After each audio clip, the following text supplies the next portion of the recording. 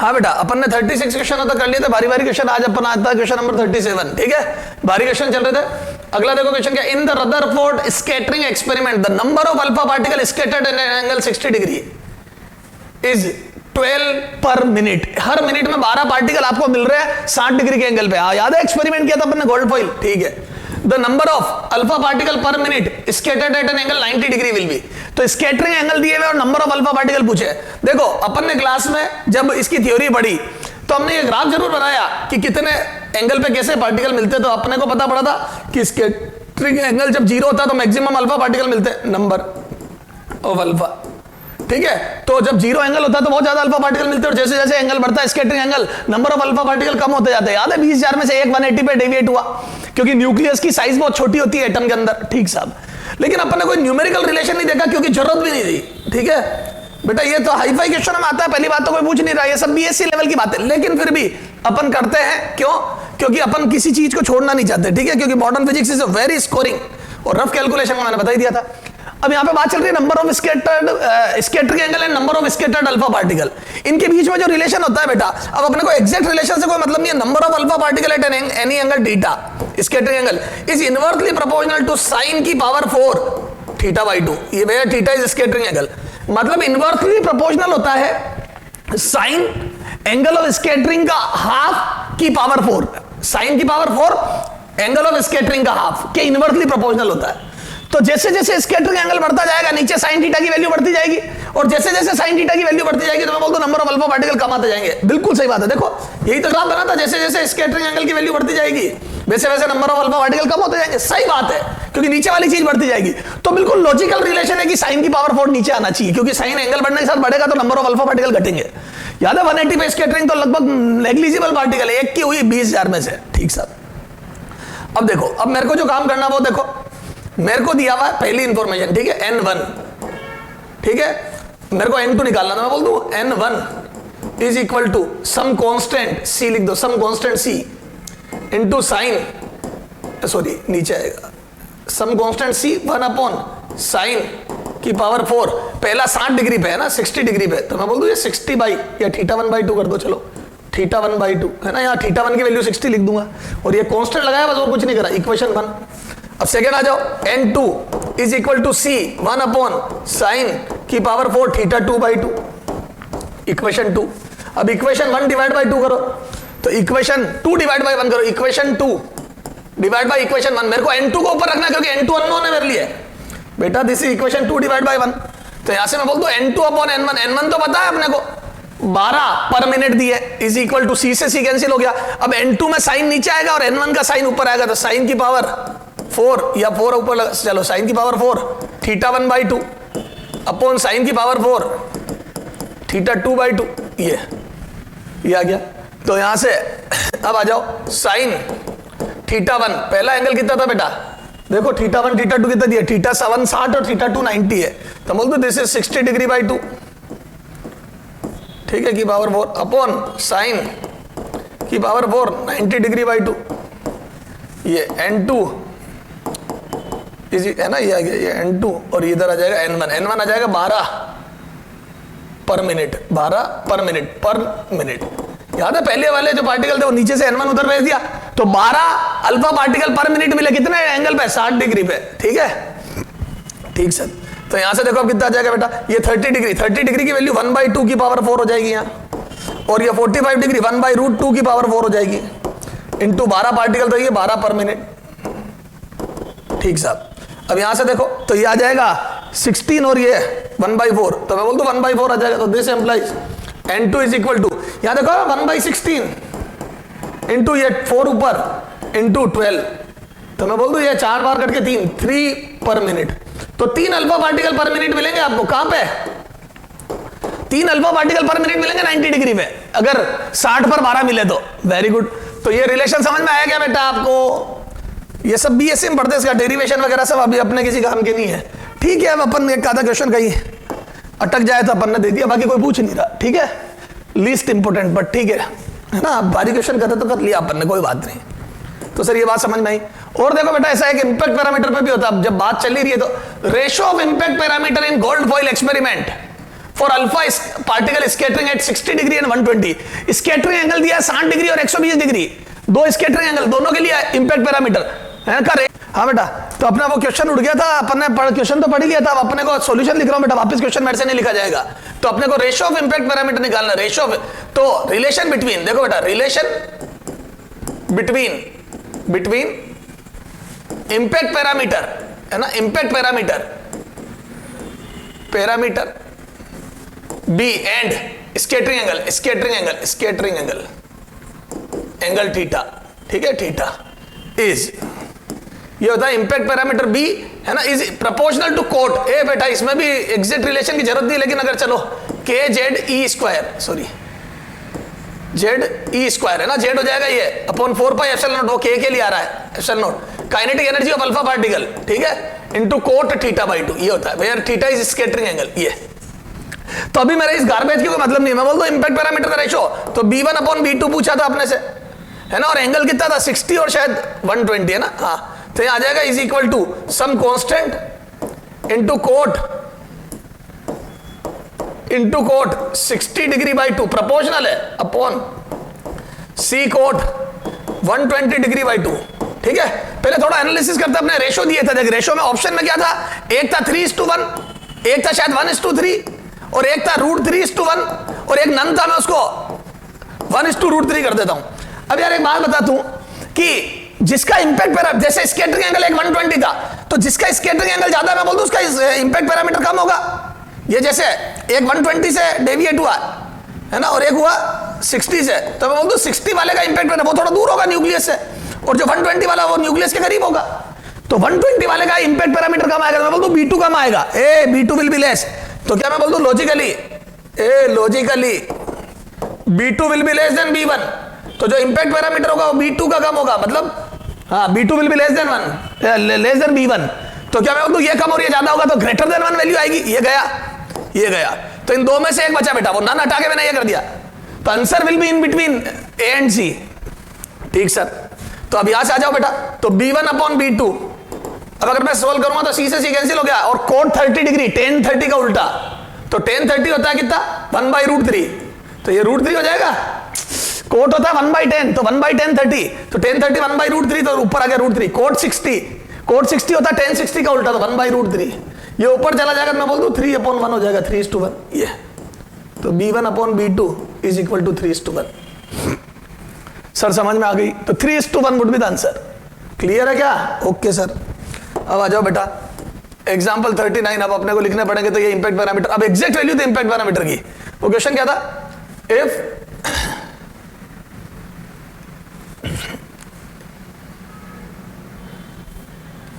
Alpha particle moving with kinetic energy equal to 5 mega electron volt, शायद यही था, 5 mega electron volt is scattered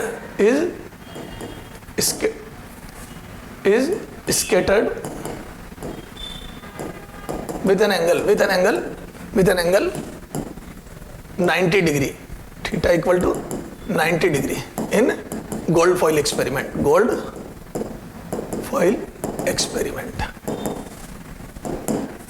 ठीक है। Gold के लिए Z बराबर 79 ले लेना, then find out impact parameter of this alpha, find out impact parameter. अब देख थोड़ा सा क्वेश्चन टफ कर दिया, impact parameter for this alpha particle, ठीक है, इस अल्फा पार्टिकल के लिए इम्पैक्ट पैरामीटर बताना है। अब देखो थोड़ा सा क्वेश्चन का लेवल बढ़ा दिया, कोई दिक्कत नहीं है, तो क्या मैं बोल दूं इम्पैक्ट पैरामीटर, अब एग्जैक्ट फॉर्मूला याद होना चाहिए, तो मैं बोल दूं ZE² upon 4 pi epsilon not है ना, kinetic energy of alpha particle into cot theta by 2, okay sir, ये फॉर्मूला तो हमारे को याद करवा दिया आपने, बिल्कुल सही है। तो गोल्ड के लिए 79 लिख दूं, और 1/4 पाई एप्सिलॉन 9 × 10⁻⁹ होता है बेटा, ये ही तो होता है 1 अपॉन दिस, ठीक सर। जेड की वैल्यू गोल्ड के लिए 79, यस, ठीक है। उसके बाद E 1.6 × 10⁻⁻19 का स्क्वायर, सर अरे ई वो वाला नहीं, ई की वैल्यू बात कर रहा हूं मैं, कोट, और ये 90 का आधा 90 डिग्री बाई 2, ये अपॉन यहां पे देखो के अल्फा, अल्फा पार्टिकल की 5 mega electron volt 10⁻6 into 1.6 into 10⁻−19 ये जूल बन गया। ए मेगा का 10⁶ और ये ई सर मेगा ए, तो ये यहां से एक ये कट गया पावर। अब ये देखो 10⁻6 यहाँ के 3 बची, तो यहाँ पे 3 बची पावर, तो 9003 और ये 5, तो 9 इंटू 79 डिवाइड बाई 5 10⁻3 3 हो जाएगा -16 इंटू 1.6 इंटू 10⁻−16। क्यों? -19 में से 3 आई थी ना यहाँ, हाँ, और कोट 45, तो 1045 का उल्टा तो 1 ही आएगा जानबूझ के। ठीक है, चला जाओ। अब ये कैलकुलेशन में बेटा कैलकुलेटर से कर रहा हूं, देखना फर्मी में आएगी डिस्टेंस, ए न्यूक्लियस के बहुत करीब होता है, देखते क्या आती है ना, फर्मी से तो थोड़ी ज्यादा आनी चाहिए, क्यों? नहीं तो फिर वो मर्ज होने लग जाएगा। ठीक है, तो ज्यादा आ जाएगी थोड़ी सी, पर हाँ आसपास आएगी। 9 इंटू 79 इंटू 1.6 है ना, इक्वल टू आया अपना डिवाइड बाई 5 है ना, जो भी दिया है वो सब कर लिया मैंने। तो यार 227 कितना आ रहा है ये, तो B बराबर 227.5 इंटू 10⁻, कितना था ये, -16। अब बेटा इसमें से 2 जीरो उधर दिया, तो 2.27 इंटू 2.275 इंटू 10⁻−14।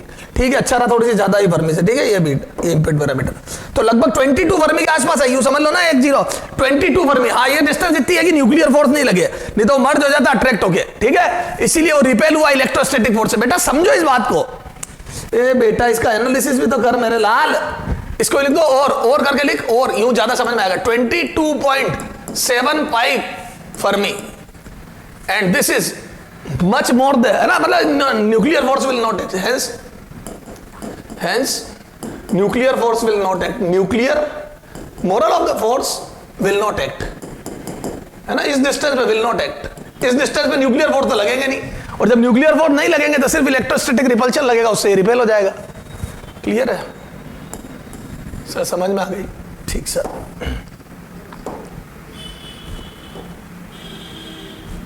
ठीक है, चलो साहब 39। ठीक है, अब आगे आ जाए बेटा। तो ये क्वेश्चन हो गए सारे बारी बारी। तो इंपैक्ट पैरामीटर, स्कैटरिंग एंगल में रिलेशन बता दिया, number of scattered alpha particle उसमें रिलेशन बता दिया।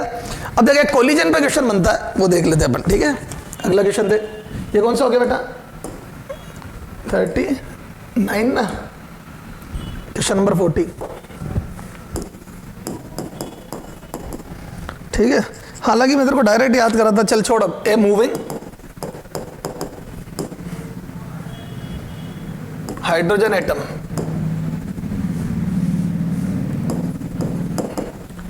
नेक्स्ट है head on collision, head on collision with another hydrogen atom with a stationary hydrogen atom. ठीक है, both are in ground state, both are in ground state, in ground state, है ना। ये तेरे एग्जाम्पल का क्वेश्चन है, 16 example का। what is the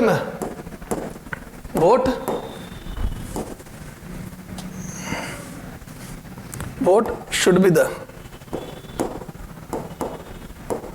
minimum kinetic energy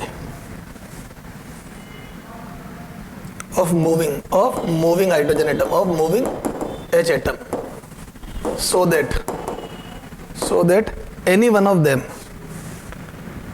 so that any one hydrogen atom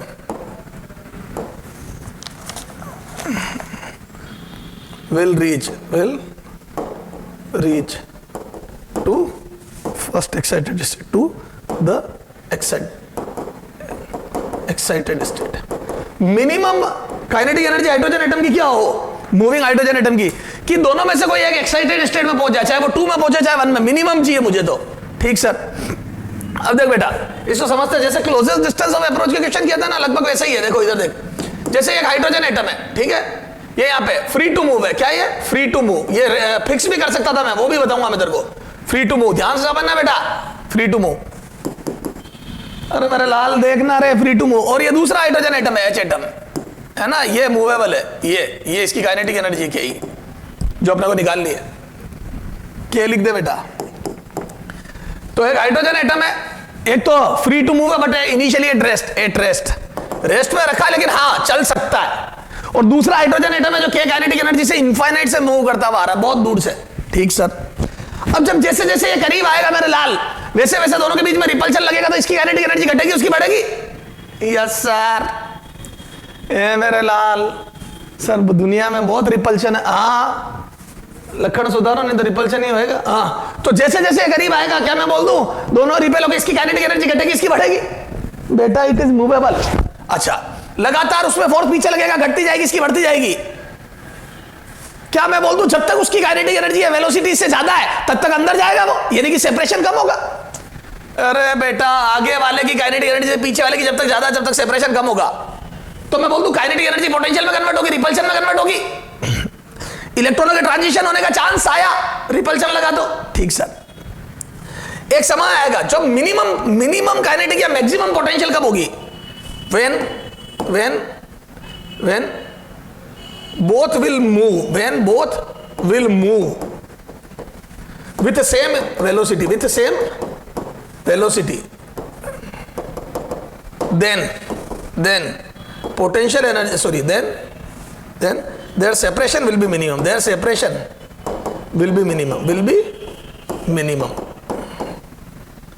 and potential energy will be maximum।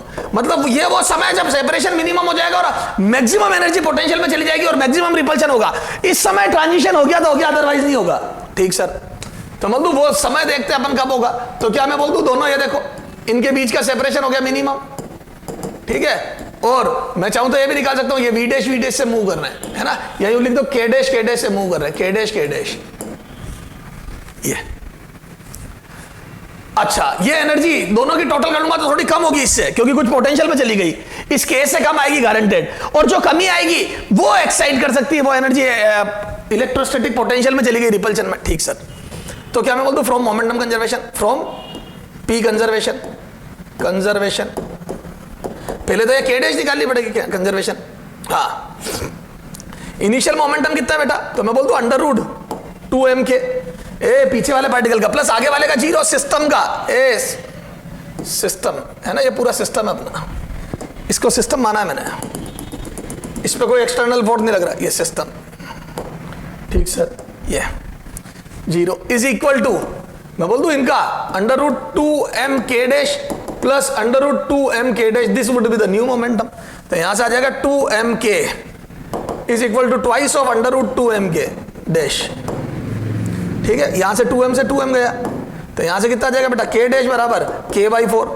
तो दोनों की k/4 हो गई। तो मैं बोल दूं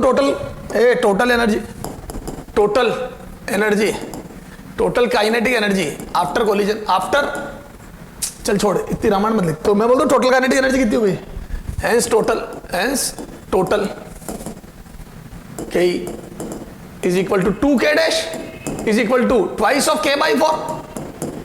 तो मैं बोल दूं k/2 आ गई। तो एनर्जी लॉस है ना, change in kinetic energy, change in ke of system की ke में चेंज बोलो कितना आ जाएगा, del K is equal to k minus k dash, अरे k माइनस 2k डैश, और ये आ जाएगा k/2, k माइनस k/2। तो मैं बोल दूं k/2 एनर्जी वो है जो कम हुई, it would be in potential energy, in potential energy, या यूं समझ लो ये एक्साइटेशन में जानी चाहिए। तो मैं बोल दूं k/2 should be greater than equal to 10.2 electron volt. Minimum energy 10.2 electron volt is minimum energy required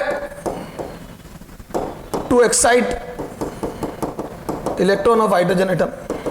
H atom के इलेक्ट्रॉन को एक्साइट करने के लिए मिनिमम एनर्जी, तो मैं बोल दूं K should be greater than equal to 20.4 electron volt.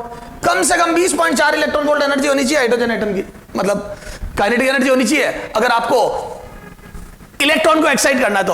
और जब तक इलेक्ट्रॉन एक्साइट नहीं होगा, इनइलास्टिक कोलिजन होने के चांस ही नहीं है बेटा। इलेक्ट्रॉन जब हायर ऑर्बिट में जाएगा और नीचे गिरेगा, तभी तो जाके फोटोन बनेगा और इनइलास्टिक कोलिजन होगा।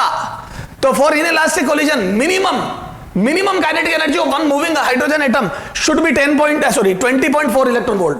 ये याद रखना बेटा, वेरी इंपॉर्टेंट डेटा। अगर दोनों फ्री टू मूव है और एक मूव करता हुआ आ रहा है, मतलब एक फ्री टू मूव है रेस्ट पे और एक मूव करता हुआ आ रहा है, तो 20.4 मिनिमम एनर्जी होनी चाहिए ताकि एक्साइटेशन हो सके और ये इनएलास्टिक कोलिजन बन सके। तो बोल दूं if K of moving hydrogen atom, if K of moving hydrogen atom is less than 20.4 electron volt, है ना, 20.4 electron volt, then collision will be बोलो कैसा, collision will be elastic। तो collision कंफर्म इलास्टिक होगा, collision must be elastic। अगर इससे कम है 20.4 से तो कंफर्म इलास्टिक, क्योंकि ट्रांजिशन होने के सवाल ही पैदा नहीं होता। लेकिन ये रिजल्ट तब है जब दोनों मूवेबल हो, ध्यान रखना।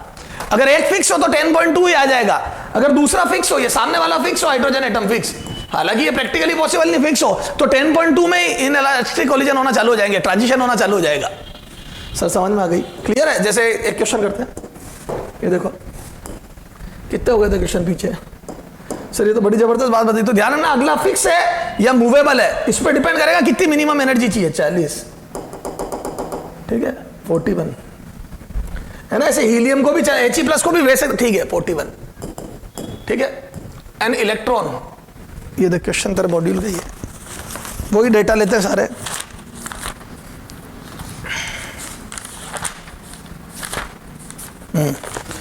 N electron with kinetic energy equal to 5 electron volt, है ना, इज इंसिडेंट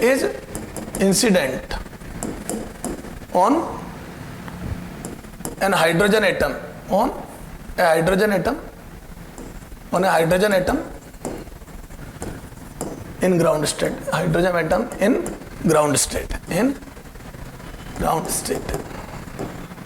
ठीक है, in ground state। the collision A must be elastic, B may be partially elastic, C may be perfect inelastic, D must be inelastic, ठीक है sir, ठीक है, ये हो गया क्वेश्चन। अब देखो इधर, अब एक हाइड्रोजन एटम है। सर आपने ये तो बताया नहीं फिक्स है या मूवेबल है। अभी देखते हैं हाइड्रोजन एटम। अब देखो ये इलेक्ट्रॉन आ रहा है इधर से, है ना, इस बार इलेक्ट्रॉन आ रहा है ना, और काइनेटिक एनर्जी इसकी 5 मेगा इलेक्ट्रॉन वोल्ट है। अब देखो ये जब इलेक्ट्रॉन आएगा तो ये धीरे होते ये पास तक जाएगा इसके, ये मैंने क्लोजेस्ट डिस्टेंस ऑफ अप्रोच किया, ठीक सब। इस बार हाइड्रोजन एटम मूव नहीं करेगा, क्यों? क्योंकि एक इलेक्ट्रॉन, देखो इसके अंदर एक प्रोटॉन है और एक प्रोटॉन एक इलेक्ट्रॉन से 1800-1900 गुना भारी होता है, 1850 के आसपास, 1840-41 जो भी वोटर तुम्हारा केमिस्ट्री में लिखा होता है। तो मैं बोल दूं लगभग 1800, मैं बोल दूं हैवी न्यूक्लियस है, और हैवी न्यूक्लियस है तो मैं बोल दूं ये अपने आप धीरे होता रहेगा, वो बिल्कुल मूव नहीं करेगा, ऐसा लेंगे अपन तो उसकी नेग्लिजिबल स्पीड। तो मैं बोल दूं ये सारी एनर्जी, तो इस बार तो एक तरीके से वो फिक्स हो गया, ऐसी बात हो गई। तो मैं बोल दूं ये एनर्जी 10.2 से कम है, तो हाइड्रोजन एटम में ट्रांजिशन कैसे कराओगे? तो बोल दूं kinetic energy of electron is less then 10.2 electron volt, hence no excitation of H atom is possible, hence excitation of H atom is not possible कर दो, is not possible। सवाल ही पैदा नहीं होता कि तुम हाइड्रोजन एटम को एक्साइट कर दो। हाइड्रोजन एटम को एक्साइट करना इस एनर्जी से पॉसिबल ही नहीं, 10.2 चाहिए मिनिमम। तो kinetic energy of electron is less then 10.2 electron volt, hence excitation of hydrogen atom is not possible. So collision is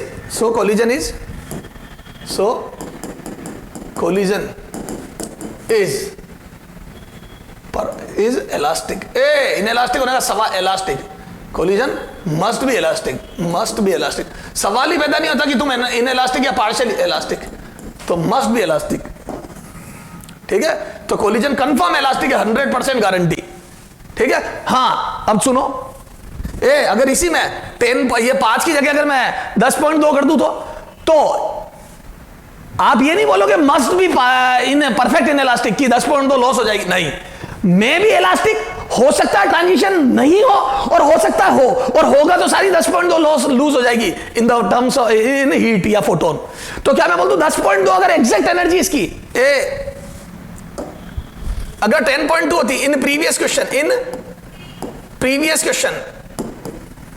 if kinetic energy of electron is exact 10.2 तो या तो elastic होगा collision, या तो elastic अगर transition नहीं हुआ, elastic electron का ट्रांजिशन नहीं हुआ तो इलेक्ट्रॉन का ट्रांजिशन ना हो, ठीक है, या तो है ना हो, और या परफेक्ट है ना, परफेक्ट इन इलास्टिक, पार्शियल तो हो ही नहीं सकता इन इलास्टिक। क्यों परफेक्ट इन इलास्टिक? 100 अगर ट्रांजिशन हो गया तो सारी की सारी लूज हो जाएगी, या मतलब परफेक्ट इन इलास्टिक, क्योंकि अगर ट्रांजिशन होगा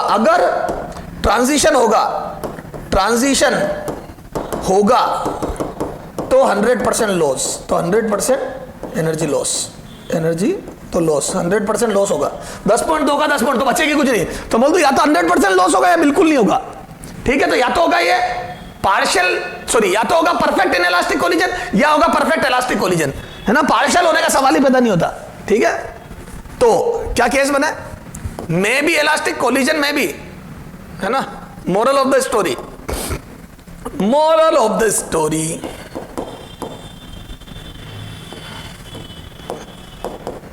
कोलिजन में भी इलास्टिक, है ना, ऐसा नहीं कह सकते हो कि नहीं इलास्टिक, में भी परफेक्ट इन इलास्टिक, तो दो ही केस बनेंगे, या तो परफेक्ट इन इलास्टिक है या इलास्टिक है, पार्शियल का सवाल। हाँ बेटा, एक क्वेश्चन और देखो, एग्जाम्पल 42 है ना, ठीक है। ये देखो, ये वैसे फोटो इलेक्ट्रिक इफेक्ट का क्वेश्चन है, डुअल नेचर है ना। ए particle of rest mass m है उसका, है ना। आज तक अपन ने जो क्वेश्चन करे रेस्ट मास में करे, अपन ने रिलेटिविस्टिक पढ़ाई नहीं करी, उसमें थ्योरी ऑफ रिलेटिविटी नहीं लगाई अपन ने, ठीक है। इज मूविंग, अब अपन कोई बात कर रहे हैं, इज मूविंग, आइंस्टीन ने जो बोला इज मूविंग, अगर बहुत हाई स्पीड, लाइट की वेलोसिटी के आसपास स्पीड से कोई चीज चलता है तो उसका मास, लेंथ, कॉन्ट्रैक्शन, टाइम डायलेशन वगैरह सब आ जाते हैं, ठीक है। अभी अपन मास की बात करते हैं, है ना। इज मूविंग विथ वेलोसिटी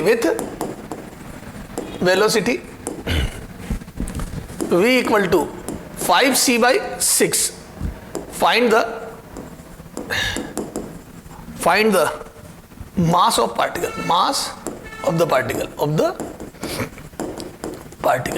का मास बताना है आपको, ठीक है। चलो आ जाओ बेटा सॉल्यूशन। अब देखो, है ना, मास, बेटा जब कोई पार्टिकल लाइट की स्पीड के आसपास स्पीड से चलने लगता तो उसका मास बढ़ने लगता, और उसका फॉर्मूला था 1 - v²/c²। याद रखने का तरीका, बड़ी वेलोसिटी नीचे आएगी तभी तो लेस देन 1 हो गया, पॉजिटिव चीज आएगी, तो ये होता है मास, है ना, ये होता है रेस्ट मास m0, ठीक है। ये तो इस हिसाब से मास वेरी करता है, m' कर दो इसको, m0 कर दो, ठीक है। अब देखो रेस्ट मास m दिया हुआ इसका, तो मैं बोल दूं जब वो इसी स्पीड से चल रहा होगा तो उसका मास थोड़ा बड़ा हुआ, पार्टिकल थोड़ा हैवी मास की तरह बिहेव करेगा, और उसका मास कितना जाएगा, और v की वैल्यू 5c/6, देखो लाइट की स्पीड के आसपास है, बड़ी जबरदस्त स्पीड है, तो आ जाओ कितना आ जाएगा। तो यहां से मैं बोल दूं ये m था उसका रेस्ट मास, यहां से c कैंसिल हो गया, ये 25 36 36 - 25/25 का रूट अंडर, और ये आ जाएगा कितना 5m/√11, 5m/√11। देखो ये ज्यादा आ रहा है m से, 5m/√11 इतना मास, तो मैं बोल दूं बढ़ा हुआ मास महसूस होगा। क्लियर है? चाहो तो इसको आगे सोल्व कर लो, वैसे मेरे हिसाब से सोल्व करने की जरूरत नहीं है, ठीक है। एक गलती कर दी, ये यहाँ नीचे 36 आएगा ना, ठीक है, तो यहाँ पे 5 की जगह 6 आ जाएगा। अरे एक ही बात है, बढ़ गया बस मास, कैलकुलेशन छोड़, तो सर समझ में आ गई। तो अगर कोई भी चीज लाइट की स्पीड के आसपास चल रही होती है तो मास थोड़ा बढ़ा हुआ, ठीक है, टाइम डायलेशन, लेंथ कॉन्ट्रैक्शन, ये सब होने लगते हैं। लेकिन ये बातें अपने को करनी नहीं बेटा, उलझ जाएंगे, बहुत लंबी रामायण चलेगी ये तो, ठीक है। ये सब आइंस्टीन ने जो सोचा होता आज अपन पढ़ भी नहीं पाते, सोच लो उसने कितना दिमाग था, जो उन्होंने उस समय सोच लिया खुद ने, वो हम उनके बताने के बाद भी नहीं पढ़ पा रहे। वेरी गुड सर, बड़े इंटेलिजेंट हम लोग, ठीक से बेटा, क्लियर। अपने उतनी जरूरत की बातें करो, इतनी नहीं पसती अपने को तो। हाँ बेटा देखो, अब नया चैप्टर चालू करते हैं, एक्सरे, ठीक है। तो एक्सरे में मतलब एक्सरे का बहुत प्रैक्टिकल यूज है। क्या प्रैक्टिकल यूज है? एक्सरे की पेनिट्रेशन पावर कंपैरेटिवली ज्यादा होती है यूवी वगैरह से, ना, हाई एनर्जेटिक रेज होती है। तो ये अपने कई सॉलिड में से पार हो जाती है, जैसे 1 mm थिकनेस की एल्यूमिनियम शीट को भी पार कर जाती है। अपने 100 बात की एक बात, अपने मांस वगैरह को पार कर जाती है, लेकिन बोन्स को पार नहीं कर पाती है। तो इसका एक प्रैक्टिकल यूज है। अपन एक्सरे मशीन में याद है अपने जो क्रैक्स वगैरह बॉडी में जो इसमें बोन्स में जो क्रैक्स है उनका पता लगा सकते हैं। क्यों? क्रैक से तो पार हो जाएगी लेकिन बोन से पार नहीं होगी, तो एक इंप्रेशन आ जाता है पेपर पे, है ना। तो एक्सरे का एक प्रैक्टिकल यूज है मेडिकल साइंस में, बढ़िया शानदार, ठीक है। तो एक्सरे इसलिए बहुत ज्यादा इंपॉर्टेंट हो जाता है। अब देखो एक्सरे किसने डिस्कवर करी थी? रोंटेजन नाम के साइंटिस्ट ने इन 1895 में। बेटा ये रटना है ना, रोंटेजन नाम का एक साइंटिस्ट था जिसने 1895 में एक्सरे डिस्कवर करी। इनको रोंटेजन रेज भी बोलते हैं, ठीक है, रोंटेजन रेज। ध्यान रखना एक्सरे का दूसरा नाम रोंटेजन रेज, ठीक है, फर्जी बात है। प्रॉपर्टी एक्सरे की प्रॉपर्टी, तो एक्सरे एक इलेक्ट्रोमैग्नेटिक वेव है बेटा, ये कोई पार्टिकल नहीं, इलेक्ट्रोमैग्नेटिक वेव है। तो सारी इलेक्ट्रोमैग्नेटिक वेव की प्रॉपर्टीज फॉलो करेगी क्या? इसका रेस्ट मास 0 होगा, है ना, ये चार्जलेस होती है, कोई चार्ज नहीं, इलेक्ट्रोमैग्नेटिक कोई चार्ज नहीं होता, इसलिए मैग्नेटिक और इलेक्ट्रिक फील्ड में डिफ्लेक्ट नहीं होती है ना। और एक्सरे की जो एनर्जी होती है बेटा वो किलो इलेक्ट्रॉन वोल्ट की टर्म्स में होती है। ध्यान रखना X-ray is high energetic rays, UV से भी खतरनाक एनर्जी होती है इसमें, ठीक है। ये ह्यूमन बॉडी टिश्यू से, एनिमल टिश्यूज वगैरह को भी डिस्ट्रॉय कर देती है, इतनी ज्यादा एनर्जेटिक है, कई सॉलिड में से पार हो जाती है, ठीक है। इसका जो वेवलेंथ है बेटा वो यूवी से कम, मतलब वेवलेंथ कम एनर्जी ज्यादा। तो यूवी मैंने बताया था ना बेटा 10-20 इलेक्ट्रॉन वोल्ट की टर्म्स में होती है, मतलब ठीक है, विजिबल के बाद आती। इसकी एनर्जी किलो इलेक्ट्रॉन वोल्ट में होती है और इसका लैम्डा 0.1 एंगस्ट्रॉम से 100 एंगस्ट्रॉम। ये कोई एग्जैक्ट वैल्यूज नहीं है बेटा, कई किताबों में 0.01 भी लिखा होता है। तो 0.1 से 100 एंगस्ट्रॉम के आसपास होती है, समझ गए। 1 एंगस्ट्रॉम की एनर्जी 1200-400 इलेक्ट्रॉन वोल्ट होती है। तो देख लो आप हजारों इलेक्ट्रॉन वोल्ट में एनर्जी आ रही है, ठीक है। इसको भी 2 कैटेगरी में बांट दिया, जिनका लैम्डा कम, ज्यादा energetic, high energetic, high penetration power. जितनी एनर्जी ज्यादा होती है एक्सरे की उतनी पेनिट्रेशन पावर होती है।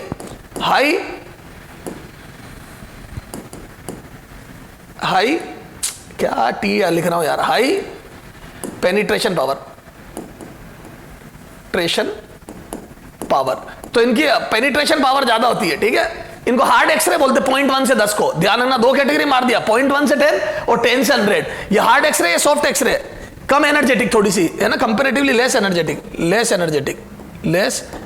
ठीक है। इन दोनों में कंपैरिजन हो रहा है, वैसे खतरनाक है यूवी से भी। तो हार्ड एक्सरे वो जो थोड़ी कंपैरेटिवली मतलब कम वेवलेंथ वाली, ज्यादा एनर्जेटिक, 0.1 से 10 वाली को हार्ड बोलते हैं, 10 से 100 को सॉफ्ट एक्सरे बोलते हैं, ठीक है। हालांकि अपने इतनी काम की बात नहीं है। It moves with speed of light, जैसे वैक्यूम में 3 × 10⁻⁴ इन वैक्यूम कितनी C = 3 × 10⁸ मीटर पर सेकंड। वही सारी इलेक्ट्रोमैग्नेट अलग अलग मीडियम में अलग अलग होगी, ठीक है। फोटो इलेक्ट्रिक इफेक्ट शो करेगी, बिल्कुल शो करेगी, कोई दिक्कत ही नहीं। कॉम्पटन इफेक्ट बिल्कुल शो करेगी। क्या है कॉम्पटन इफेक्ट? क्या था, किसी भी इलेक्ट्रॉन से इंटरेक्ट करके वेवलेंथ थोड़ी बढ़ जाएगी, एनर्जी कम हो जाएगी एक्सरे की, बिल्कुल चलेगा सब कुछ। तो ये सारी बात है। तो these are the properties of X-ray. अब देखो अपन एक्सरे बनती कैसे, ठीक है। तो एक्सरे ट्यूब पढ़ते हैं, तो देखो अगले पेज पे लिख रहा हूं मैं। तो ये प्रॉपर्टीज ऑफ एक्सरे हो गई। तो मेडिकल साइंस में बहुत बढ़िया यूज है इसका, बताया मैंने तेरे को, ठीक है। और भी यूजेज है। अभी पहले देखते हैं अपने मेन मुद्दे की बात है, एक्सरे बनती कैसी है और इसके कैसे कैसे पैरामीटर किस किस पर डिपेंड करते हैं। बेटा बहुत ध्यान से समझना, इसकी जो वर्किंग है उसी में सारे क्वेश्चन हो जाएंगे, ठीक है, ठीक सब। देखो अब देखो एक्सरे में क्या है बेटा, ये ठीक है। यहां पे लगाएंगे अपन फिलामेंट। क्या लगाइए? फिलामेंट, हीटर, यूं समझ लो अपने घर का पानी गर्म करने का हीटर, ये फिलामेंट है ना, टेक्निकल लैंग्वेज में फिलामेंट बोलते हैं। तो यहां पे जो करंट बोलेगा फ्लो करेगा उसको बोलता हूं फिलामेंट करंट। ध्यान देना बेटा, एक पहली बात आई है फिलामेंट करंट, IF, है ना, दिस इज फिलामेंट करंट। तो इसमें जो करंट फ्लो रहा फिलामेंट, इसका काम है इसको हीटर को गर्म करना, इसको फिलामेंट को गर्म करना और हीट प्रोड्यूस करना। तो इस फिलामेंट करंट का काम है यहां पर हीट प्रोड्यूस करना। ये वैक्यूम क्रिएट कर दिया, वो सब चीजें तेरे को पता ही है, ताकि ट्यूब फटे नहीं, प्रेशर बढ़ के, ठीक है। तो फिलामेंट जबरदस्त गर्म हो गया और यहां से जो हीट निकल रही है वो इस मेटल को गर्म करेगी। दिस इज मेटल M, ठीक है। अब जब ये मेटल गर्म होगा तो मैं बोल दूं यहां पे थर्मायनिक एमिशन। क्या होगा? Thermionic emission, this is thermionic emission. Photoelectric effect में अपन फोटोन गिर के इलेक्ट्रॉन एमिट हुए थे, ठीक है। तो वहां पे फोटोनों ने इलेक्ट्रॉन एमिट करा था मेटल से, यहां पे हीट इलेक्ट्रॉन एमिट कर रही है, हीट मिलती जाएगी इलेक्ट्रॉनों को, इलेक्ट्रॉनों की एनर्जी इतनी ज्यादा हो जाएगी वो बाहर आ जाएंगे। वहां और यहां में एक अंतर था, वहां फोटोन पूरा पैकेट एक साथ गिरता था, जो बची हुई एनर्जी काइनेटिक होती थी। यहां पे काइनेटिक एनर्जी बच ही नहीं सकती क्योंकि सफिशिएंट एनर्जी होते ही बाहर आ जाएगा इलेक्ट्रॉन। तो बोल दो electron will emit with 0 kinetic energy. सारे इलेक्ट्रॉन जो एमिट होंगे वो जीरो काइनेटिक एनर्जी के साथ एमिट होंगे। वहां एनर्जी बच जाती थी क्योंकि पूरा पैकेट एक साथ बंडल मिलता था, तो फोटो इलेक्ट्रिक इफेक्ट में अपन एनर्जी बंडल मानते थे फोटोनों को। ठीक सर, तो थर्माइनिक एमिशन। ठीक है साहब, अब देखो ये, अब यहां पे क्या होता है बेटा, इन इलेक्ट्रॉनों के पास एनर्जी तो है नहीं, अब इन इलेक्ट्रॉनों को एनर्जी देने के लिए अपन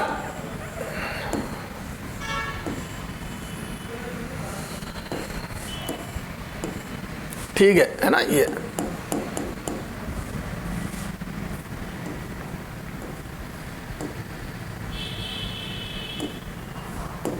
हाँ अब इलेक्ट्रॉन के पास जीरो काइनेटिक एनर्जी। सर इसको थोड़ा समझाओ, जीरो काइनेटिक एनर्जी क्यों होती है? बेटा यार एक बात बता, एक बस जा रही है, ठीक है, देख समझना बेटा, तुम ही कह रहे हो समझाओ। एक बस जा रही है, रोडवेज बस है, आपको पता है बस के अंदर यहाँ पे एक बोनट सा बना होता है। अरे मैं तो कह रहा हूँ कोई भी ट्रेवल्स वगैरह की बस, और ड्राइवर बैठा उसके पास एक बड़ा बोनट होता है, आगे शेरावाली माता की तस्वीर लगी, ठीक है, हाँ सर मूर्ति लगी, ठीक है, तो ये बोनट होता है, और यहाँ पे बैठने की जगह होती है थोड़ी थोड़ी, और फिर अपन अंदर जाते तो गैलरी में, तो अंदर बैठने की खूब सारी सीट होती है। ठीक है, मान लो अपन किसी बस में चढ़े, बस खचाखच भरी हुई है, फुल बस भरी हुई है, अब अपन बस में एंटर करें तो अब अपने को जगह नहीं दिखी पीछे, अब अपन इधर उधर देखा केबिन भी फुल है, सिर्फ वो बोनट पे जगह खाली है, लेकिन ड्राइवर बोनट पे बैठने नहीं देता। क्यों? क्योंकि साइड में एक और ग्लास लगा था, मिरर लगा था, उसमें उसको देखना होता है पीछे वालों को, पीछे वाली पूरी बस को। फिर भी अब ड्राइवर को भी पैसे उस जगह बैठ जाओ। ठीक साहब, मान लो रोडवेज की बस है, अपन उसमें बैठ गए बोनट में, अब अपन बैठ गए, बस चलने लगी, अपने को तकलीफ होने लगी। सर क्यों? जिस जगह पर आप बैठे उसी के नीचे इंजन होता है गाड़ी का। वेरी गुड सर, अब हीट निकल रही है, जबरदस्त बोनट गर्म हो रहा है, थोड़ी देर तो हमने सहन करा। क्या आप ऐसा करोगे कि हीट आती जा रही है, आप बहुत ज्यादा सहन करते जाओगे और अपनी क्षमता से भी ज्यादा सहन करके उछल के काइनेटिक एनर्जी के साथ जाओगे? नहीं, जैसे ही आपकी सहन करने की क्षमता होगी, आप एंड टू एंड ऊपर उठोगे और पीछे चले जाओगे, भैया मैं खड़ा हो जाऊंगा, बैठना नहीं है मेरे को। समझ में आ गई? तो क्या मैं बोल दूं, सफिशिएंट एनर्जी होते ही इलेक्ट्रॉन बाहर आएगा, वो वेट नहीं करेगा कि ज्यादा हीट लूं और मैं काइनेटिक एनर्जी के साथ आऊं। तो क्या मैं बोल दूं, जीरो काइनेटिक एनर्जी के साथ इलेक्ट्रॉन एमिट होंगे। तो जब भी सफिशिएंट एनर्जी होगी इलेक्ट्रॉन की, electron will emit with zero kinetic energy.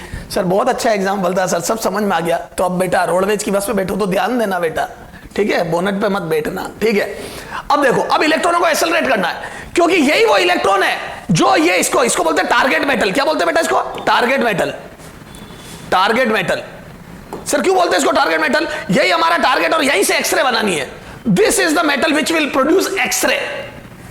अब इस टारगेट मेटल की दो तीन इंपॉर्टेंस है, मतलब दो तीन प्रॉपर्टी होनी चाहिए। एक है ना, हाई एटॉमिक नंबर होना चाहिए इसका, हाई एटॉमिक नंबर जेड।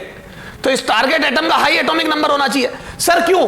सुनना, ये इलेक्ट्रॉन जाएगा, इसको एनर्जी तो मैं यहां बैटरी का कॉम्बिनेशन अभी लगाऊंगा, वो लेके दे दूंगा, ये जबरदस्त एनर्जी के साथ टारगेट मेटल के अंदर जाके दम बचीड़ करेगा, और ये जब करेगा तो यहाँ ट्रांजिशन होंगे, तो इस टारगेट एटम की औकात, इस टारगेट मेटल की औकात होनी चाहिए एक्सरे बनाने की।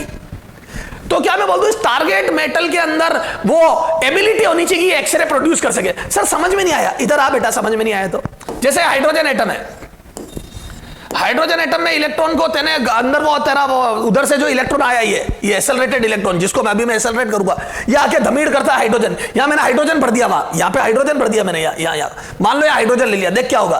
तो हाइड्रोजन के साथ जाके धमीड़ करेगा, तो मैं बोल दूं इलेक्ट्रॉन पहली ऑर्बिट से या तो दूसरी में जाएगा, तीसरी में, या इनफाइनाइट मतलब बहुत ऊपर तक।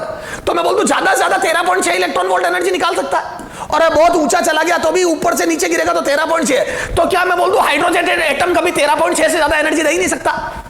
तो हाइड्रोजन एटम अगर मैं रख दूं टारगेट की जगह, तो 13.6 से ज्यादा एनर्जी निकल ही नहीं सकती, और एक्सरे किलो इलेक्ट्रॉन वोल्ट में होती है, तो इलेक्ट्रॉन वोल्ट में एनर्जी है। तो 13.6 इज यूवी रीजन, 13.6 जो एनर्जी वो यूवी रीजन की एनर्जी, याद है लाइमन यूवी में होती है, तो यूवी रीजन है ये, तो एक्सरे तो सवाल ही पैदा नहीं होता। तो क्या मैं बोल दूं हाइड्रोजन एटम की एक्सरे बनाने की औकात नहीं है, एबिलिटी नहीं है? सर ऐसी कैसी बातें करते हो बेटा, नहीं है, मैं क्या करूं?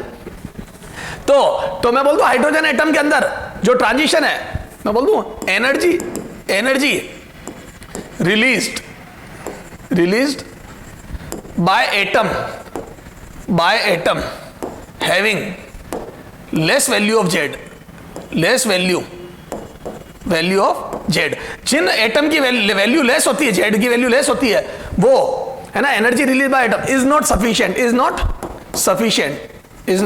सफिशिएंट टू प्रोड्यूस एक्सरे, तो हर कोई एटम नहीं ले सकता, मैं हर कोई सा एटम नहीं ले सकता, क्योंकि हर किसी एटम की एक्सरे प्रोड्यूस करने की एबिलिटी नहीं होती है। तो हमें अगर एक्सरे प्रोड्यूस करनी है तो हमें हाई जेड का वैल्यू लेनी होती। क्यों?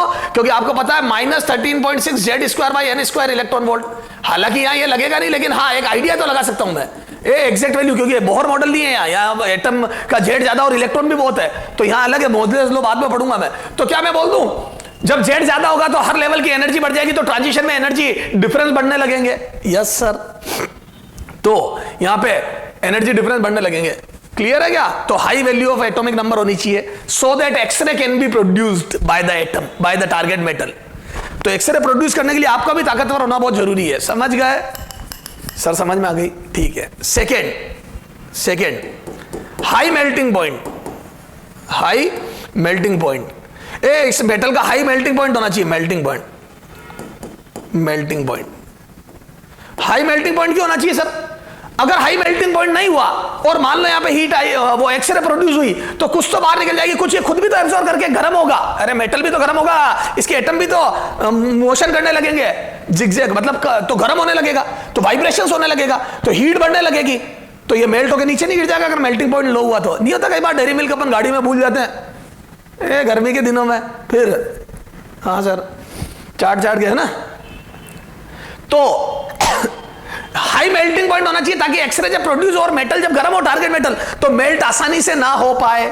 यस सर, तो हम जेड का भी ध्यान रखेंगे और हाई मेल्टिंग। तो पीरियोडिक टेबल में जिनके जेड हाई होते हैं उनमें से भी हम उन एटम को सेलेक्ट करेंगे जिनके मेल्टिंग पॉइंट हाई है कंपैरेटिवली, तो जेड के साथ थोड़ा बहुत कॉम्प्रोमाइज। थर्ड, चाहे कितना ही मेल्टिंग पॉइंट हाई हो, अगर बहुत देर तक एक्सरे बनी तो मेल्ट हो ही जाएगा, तो उसके लिए हम यहाँ पे एक जैकेट लगाते हैं और यहां से कूलेंट पास कराते हैं और वो इस एटम से टकरा के बाहर निकलता है। तो मैं बोलता हूं अंदर से कूलेंट, तो ये कूलेंट हो गया। कूलेंट क्या होता है? जो दूसरों को ठंडा करके खुद गर्म हो जाए। तो मैं बोल दूं इसको ठंडा रखने के लिए, तो अब ये ठंडा हीट तो तब ले पाएगा ना जब हीट यहां तक पहुंचे, इलेक्ट्रॉन तो यहां टकरा रहे, तो मैं बोल दूं यहां जो हीट प्रोड्यूस हो रही है वो आगे जानी चाहिए, तो it should be good conductor of heat. ये हीट का अच्छा कंडक्टर होना चाहिए ताकि जहां भी हीट प्रोड्यूस हो वो चल के यहां जाए और पानी ले जाए, यहां टेम्परेचर कम करता रहे और हीट इधर बढ़ती रहे, तो ये पानी या इसको जो भी कूलेंट है वो ठंडा करता रहे। तो मैं बोल दूं it should be good conductor of heat. समझ में आ गई क्यों? It should be good conductor of heat, good conductor of heat. तो ये जो टारगेट मेटल है it should be good conductor of heat, ताकि जो भी हीट इस यहां तक आए वो इससे टच हो के बाहर चली जाए, तो कूलेंट सारी हीट छीन के ले जाए। ठीक सर, अब देखो, तो सर ये तो समझ में आ गया इसका मेल्टिंग पॉइंट हाई क्यों होना चाहिए ताकि ये मेल्ट नहीं हो, गुड कंडक्टर क्यों होना चाहिए ताकि हीट वो कूलेंट लेके जाए और इसको ठंडा रखे, और इसका जेड ज्यादा क्यों होना चाहिए? जेड ज्यादा होगा तभी तो एक्सरे प्रोड्यूस हो पाएगी। तो मैं बोल दूं जेड, देखो हाइड्रोजन एटम में जेड 13.6 के आसपास होता है, मतलब सॉरी जेड की वैल्यू ऐसी होती है कि ट्रांजिशन में 13.6 के आसपास एनर्जी निकलती है, और मुझे इससे 1000 गुना ज्यादा एनर्जी चाहिए, लगभग 1000-1500 गुना ज्यादा। तो मैं बोल दूं जेड की वैल्यू एटलीस्ट 30 to 40 होनी चाहिए, 30 से 40 के आसपास, 30-40 के आसपास, 40 ले लो ताकि सेफ रहोगे। जेड बराबर 40 के आसपास होना चाहिए, तभी तो जेड स्क्वायर 1600 गुना ज्यादा एनर्जी निकलेगी इससे। तो क्या मैं बोल दूं जितना ज्यादा जेड होगा उसका स्क्वायर गुना एनर्जी निकलेगी, तो 1600 गुना के आसपास एनर्जी निकलेगी। तो टारगेट मेटल का Z should be very high so that X-ray can be produced. Okay sir, ठीक है sir.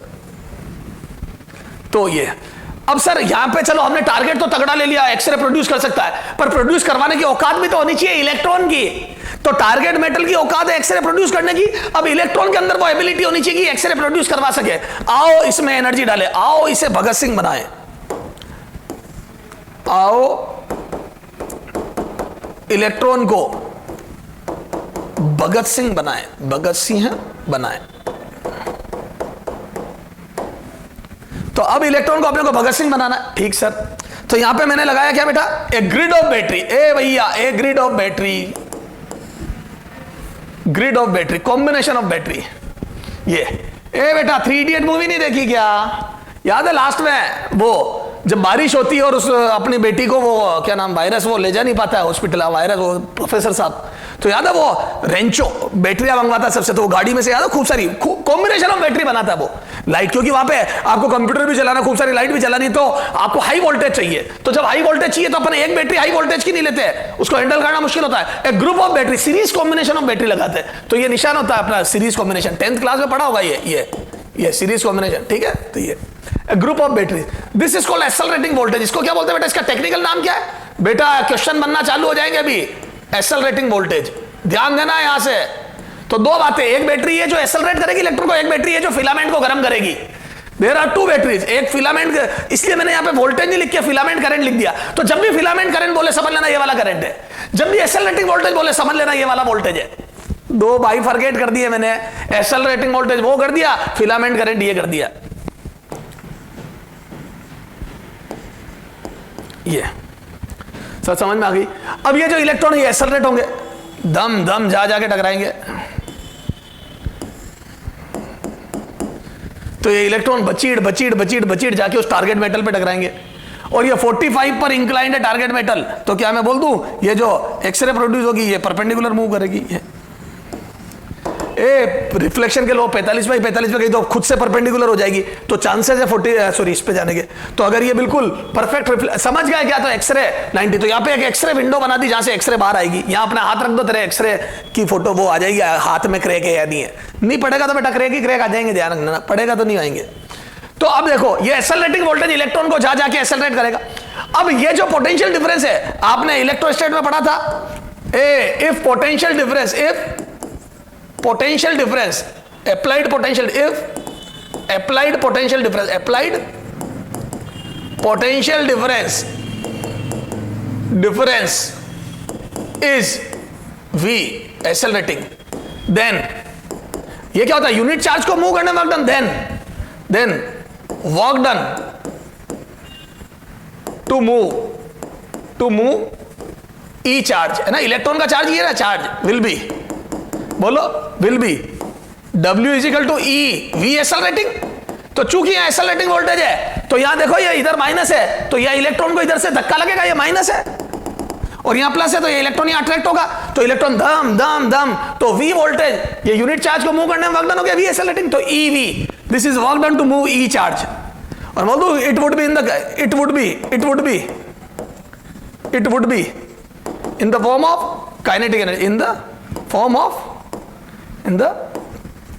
Of kinetic energy of electron. ये सारा जो है वो काइनेटिक एनर्जी ऑफ इलेक्ट्रॉन, तो मैं बोल दूं kinetic energy of electron is equal to EV accelerating. ये है वो एनर्जी जो इलेक्ट्रॉन के पास आ गई। अब देख तेरे इलेक्ट्रॉन की क्षमता बढ़ाई, एक्सेलरेटिंग वोल्टेज है, अल्टीमेटली इलेक्ट्रॉन को भगत सिंह कौन बनाएगा, एक्सेलरेटिंग वोल्टेज, और इसमें जितनी एबिलिटी होगी उतना एक्सरे प्रोड्यूस होने के चांस बढ़ेंगे। अब एक्सरे प्रोड्यूस करने वाले की क्षमता कौन बढ़ाएगा, जेड, तो जेड कंफर्म करेगा कि हाँ मैं एक्सरे बनवा सकता हूं, तो जेड बढ़ाओ, और इसको एनर्जी देना, एक्सेलरेटिंग वोल्टेज ये कंफर्म करेगा कि हाँ ये एक्सरे बना सकता है। तो एक्सरे बना सकना और एक्सरे बन पाना दो बातें, जेड डिसाइड करेगा बन पाए और इलेक्ट्रॉन डिसाइड करेगा बना पाए, तो बन पाए एंड बना पाए, तो बोल दूं तो जी है। और ये इलेक्ट्रॉन अपनी एनर्जी सारी की सारी देते हैं, इतना खतरनाक एक्सरे बन सकता है, इससे ज्यादा एनर्जी का एक्सरे बन ही नहीं सकता। तो जो एनर्जी इलेक्ट्रॉन के पास होगी उससे ज्यादा का एक्सरे कैसे बनाओगे आप, ठीक है, बनाने वाला तो ये इलेक्ट्रॉन है। तो देखो वापिस आओ ट्यूब पे, एक्सेलरेटिंग वोल्टेज का काम है इलेक्ट्रॉनों को भगत सिंह बनाना, एनर्जी देना, क्योंकि ये जीरो से निकले, यहां कितने से टकराएंगे, तो kinetic energy of incident electron on target metal will be E into V accelerating. यहां पे भी लिख देता हूं मैं एक बार, ठीक है, ताकि डायग्राम में सब चीज आ जाए अपने, ठीक है। इलेक्ट्रॉन कितने एमिट होंगे, it would be decided by this filament current. तो मैं बोल दूं ये filament current, heat produce will be IF square into R filament. ये तो फिलामेंट में कितनी हीट प्रोड्यूस होगी ये डिपेंड करेगा फिलामेंट करंट पे। तो मैं बोल दूं एज IF इंक्रीजेस, आप जैसे जैसे फिलामेंट करंट बढ़ाएंगे वैसे वैसे मैं बोल दूं हीट इंक्रीजेस, तो जो हीट प्रोड्यूस होगी वो बढ़ेगी। आप जैसे जैसे फिलामेंट करंट बढ़ाएंगे तो यहां जो हीट प्रोड्यूस होगी वो बढ़ेगी, और जैसे ही हीट प्रोड्यूस बढ़ेगी वैसे वैसे मैं बोल दूं नंबर ऑफ एमिटेड इलेक्ट्रॉन, क्योंकि भैया ये हीट ही तो है जो वर्क फंक्शन को ओवरकम करवाती है, तो नंबर ऑफ एमिटेड इलेक्ट्रॉन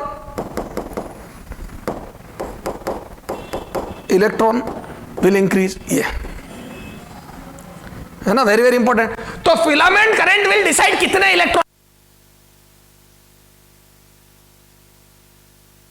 हाँ बेटा, तो IF फिलामेंट करंट क्या पढ़ा अपन ने, filament current IF will control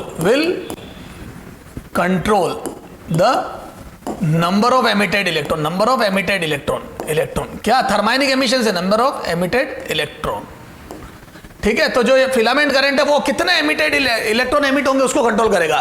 तो IF will control the number of emitted electron, है ना, कितने इलेक्ट्रॉन दे रहे, कितने इलेक्ट्रॉन तेरे सांभा, ठीक है। तो सारे इलेक्ट्रॉन कितने एमिट होंगे वो कंट्रोल कौन करेगा, फिलामेंट करंट, ठीक है बेटा। तो number of electron will be controlled by filament current, ठीक है। Hence intensity of X-ray, hence number of emitted X-ray. और जब इलेक्ट्रॉन कंट्रोल होंगे तो एमिटेड एक्सरे के नंबर भी कंट्रोल हो जाएंगे, क्योंकि जितने इलेक्ट्रॉन इंसिडेंट होंगे उतनी प्रोबेबिलिटी एक्सरे बनने की। Hence number of emitted X-ray और intensity of X-ray, intensity of X-ray of particular lambda, of particular lambda. तो किसी भी पर्टिकुलर वेवलेंथ वाली एक्सरे के नंबर या की इंटेंसिटी कितनी होगी, ये डिपेंड करेगा फिलामेंट करंट कितना, क्योंकि फिलामेंट करंट से इलेक्ट्रॉन जनरेट एमिट होंगे और इलेक्ट्रॉन से एक्सरे। यस सर, ठीक है। क्या मैं बोल दूं, क्या वो cut off wavelength, lambda cut off, है ना। तो फिलामेंट करंट नंबर को डिसाइड करेगा एक्सरे के, है ना। Cut off wavelength, lambda cut off doesn't depend upon, doesn't depend. तो cut off wavelength doesn't depend upon, depend upon IF। तो ध्यान रखना, IF इस बात को डिसाइड नहीं करेगी कि लैम्डा कट ऑफ कितना होगा, it would not depend upon IF। बेटा तुम IF फिलामेंट करंट को कम ज्यादा करोगे तो नंबर कम ज्यादा होंगे, बाकी इसको कौन डिसाइड करेगा, कट ऑफ वेवलेंथ को, एक्सेलरेटिंग वोल्टेज। आप जितनी तगड़ी बैटरी लगाओगे उतना इलेक्ट्रॉन तगड़ा एक्सेलरेट होगा और उतनी छोटी वेवलेंथ निकलेगी। तो एक्सेलरेटिंग वोल्टेज ये डिसाइड करेगा, फिलामेंट करंट नहीं। तो क्या मैं बोल दूं, इस ग्राफ में इस वाली चीज को, लैम्डा मिनिमम को, इस बात से कोई लेना देना नहीं है कि फिलामेंट करंट कितना है। इस वाली चीज को इस बात से कोई लेना देना नहीं, फिलामेंट करंट कितना, तेरी मर्जी जो कर दे ये यही रहेगा। तो सर इसको चेंज कौन करेगा, अब आजा। तो फिलामेंट करंट किसको कंट्रोल करेगा, नंबर ऑफ एक्सरे को। अच्छा, क्या मैं बोल दूं, lambda cut off will be controlled by V accelerating, है ना, एक्सेलरेटिंग वोल्टेज से will be controlled by V accelerating, ठीक है। V accelerating as given by, क्या मैं बोल दूं, लैम्डा मिनिमम या कट ऑफ, मिनिमम और कट ऑफ कितना होगा, तो वो होता है 12400 upon KE maximum of electron. बोलो, kinetic energy maximum of electron, clear है। तो काइनेटिक एनर्जी, और ये हो जाता है बेटा 12400 upon E into V accelerating. Kinetic energy कितनी होगी ये, तो ये एंगस्ट्रॉम में आ जाएगा अगर ये इलेक्ट्रॉन वोल्ट में रखोगे तो, इसको इलेक्ट्रॉन वोल्ट में रखना, ठीक है। चलो सर, तो ये तो cut off wavelength will depend upon accelerating voltage, ठीक है। तो cut off wavelength accelerating voltage पर डिपेंड करेगी, ये है ना। इंटेंसिटी, अब क्योंकि जितनी ज्यादा एक्सेलरेटिंग वोल्टेज उतना तगड़ा इलेक्ट्रॉन और उतनी तगड़ी एक्सरे, है ना। इंटेंसिटी ऑफ एक्सरे, इंटेंसिटी, अब तू कितना ही एक्सेलरेटिंग वोल्टेज कर दे, इंटेंसिटी कम ज्यादा नहीं होगी, नंबर तो एमिटेड इलेक्ट्रॉन पे डिपेंड करेंगे। Intensity will not depend upon V accelerating. तो एक्सेलरेटिंग वोल्टेज कितना तगड़ा एक्सरे बनेगा ये तो डिसाइड करेगा, पर कितने बनेंगे ये नहीं करेगा, will not depend upon accelerating voltage. तो कितने बनेंगे ये डिसाइड करता है फिलामेंट करंट, और कितना तगड़ा बनेगा ये डिसाइड करता है accelerating voltage. Yes sir, clear है। और इसका ग्राफ ऐसा बनता है, ये तो कंटिन्यूअस, और ये कैरेक्टरिस्टिक की पीक्स भी आ जाती है, ये बातें अपन बाद में करेंगे, अभी मेरा इंटरेस्ट ये ग्राफ बताने में ही नहीं, ठीक है। चलो सर, तो सर ये सारी बात हमारे समझ में आ गई, ठीक है, क्लियर है सर, ओके। अब अपन अगले टर्न पे इनके क्वेश्चन करेंगे सारे, ठीक है। हाँ बेटा, कल एक्सरे की अपन ने शानदार तरीके से थ्योरी पढ़ी थी, ट्यूब, उस ट्यूब की operating is very very important, ठीक है। अब अपन उस सारी बात को क्वेश्चनों से समझते हैं। एग्जाम्पल 1, ठीक है, डेटाज वही ले लेते जो है ना। If wavelength of X-ray, wavelength of X-ray is 0.1 angstrom, then its momentum will be, sir ये तो आपने पढ़ा ही नहीं, अरे मेरे लाल, will be, मैंने तेरे को बताया ना बेटा कि एक्सरे इज इलेक्ट्रोमैग्नेटिक वेव, तो सारा जो इलेक्ट्रोमैग्नेटिक वेव के कंसेप्ट है वो सब लगेंगे। ए बेटा, it will behave like photon, और एक फोटोन का मोमेंटम होता है, कितना होता है, h/λ। अरे सर सब याद आ गया, याददाश्त आ गई सर हमारी। तो पहले तो बोल रहे थे मैं कहाँ हूँ, मम्मी आप कौन हो, है बेटा, माई पहचान में नहीं आ रही थी। तो 0.1 × 10⁻⁻10 this is the momentum, KG पर मीटर, अरे केजी मीटर पर सेकेंड है ना, मोमेंटम का यूनिट लगा दे। तो सर ये तो समझ में आ गया, 10 की पावर -11 ऊपर जाके +11 हो जाएगी, 6.6 इंटू 10⁻⁻23। बहुत कम मोमेंटम होता है। हाँ, नहीं तो बेटा तू खड़ा खड़ा ये झटके खाएगा ना ऊपर से। अगर वो एक्सरे वगैरह जो भी फोटोन वगैरह आ रहे वो अगर तेरे पे फोर्स लगाने लग गए, नेग्लिजिबल है, नहीं तो अभी अपनी दम दम दम है ना। सर समझ में आ गई। तो सर मोमेंटम ठीक है। हाँ, example 2, which of the following will have जो लैंग्वेज है will have हाईएस्ट, ठीक है, penetration power, highest penetration power. किसकी पेनिट्रेशन पावर सबसे ज्यादा है? ठीक है sir, A X-ray, B gamma ray, C beta ray, D alpha ray. ठीक है, किसकी पेनिट्रेशन पावर सबसे ज्यादा है? तो यार एक बात बता, अल्फा रे, बीटा रे, गामा रे, तो बीटा रे एंड अल्फा रेज आर तो आर रे क्या बोलते हैं, पार्टिकल रेज। ठीक है, तो ये तो वैसे भी कोलाइड कर करके, इनकी तो एक वो साइज है, तो कोलाइड कर करके बहुत जल्दी रुक जाएंगे। तो क्या मैं बोल दूं सबसे ज्यादा पेनिट्रेशन पावर एक्सरे और गामा रे में से किसी, दोनों ईएम वेव्स है, दीज आर ईएम वेव्स, और गामा रे की पेनिट्रेशन पावर सबसे ज्यादा होगी। कई बच्चे सोच रहे हैं एक्सरे पढ़ रहे तो एक्सरे टिक कर दो, हर चीज का आंसर एक्सरे, नहीं, गामा रे। याद है आपको मैंने वो बताया था, क्या नाम है इसका, इलेक्ट्रोमैग्नेटिक स्पेक्ट्रम, तो उसमें 3500 से लेके 7000 एंगस्ट्रॉम तक तो थी विजिबल रेज। ठीक है, 3500 से कम लेमडा तो यूवी रेज, याद है, high energetic rays UV rays. फिर और कम लेमडा तो एक्स रेज, और कम लेमडा तो गामा रेज। समझ में आ गई? तो जैसे जैसे वेवलेंथ घटती जाती है वैसे वैसे एनर्जी बढ़ती जाती है, गामा रेज। इधर जाओगे तो इंफ्रारेड रेज, ज्यादा लेमडा कम एनर्जी, इंफ्रारेड रेज। उधर जाओगे तो एनर्जी घटेगी, इधर आओगे एनर्जी बढ़ेगी। तो gamma rays are more energetic, और जिसकी एनर्जी ज्यादा उसकी पेनिट्रेशन पावर ज्यादा होगी, क्योंकि एब्जॉर्ब होते होते होते तो कुछ बच जाएगी। तो high will be the energy, high will be the penetration power. Okay sir, अब देखो आयोनाइजेशन है पावर, आयोनाइजेशन या विच of the following,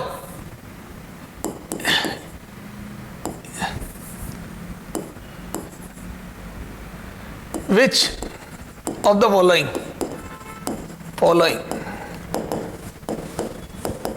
will have highest ionization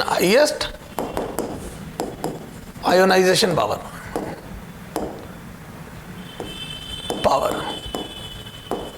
ठीक है, सबसे ज्यादा आयोनाइजेशन पावर किसकी होगी? ए X-ray, B gamma ray, C beta minus रे या बीटा रे ही कर दो, बीटा रे, डी अल्फा रे।